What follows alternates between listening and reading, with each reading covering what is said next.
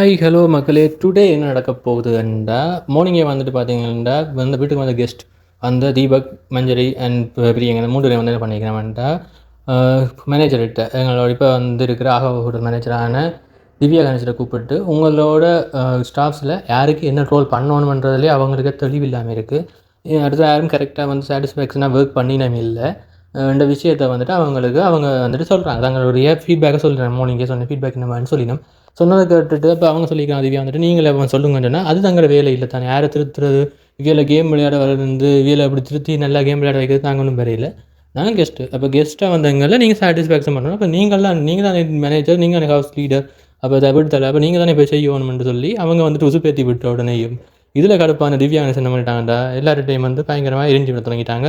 சொல்லப்போனால் 5 நிமிஷத்தில் எல்லோரும் கொடுத்து நிற்கும் இல்லையா டாஸ்கில் இருந்து வெளியில் போங்க அப்படின்ற மாதிரிலாம் கதைக்க தொடங்கினோடனேயும் இதில் தான் முக்கியமாக வந்துட்டு எங்கள் துஷார் வந்துட்டு ரம்மாவில் பேசாமல் இருந்த சார் இந்த முறை பேசியிருக்கிறார்.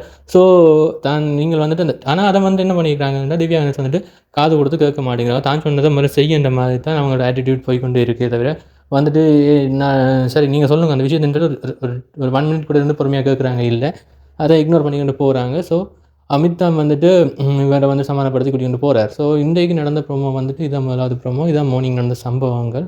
ஸோ இதை பற்றி திவ்யா கணேசன் இந்த செயல்கள் இந்த மாதிரியான செயல்பாடு சரியானதை கமெண்ட்டில் சொல்லுங்கள். Thank you guys.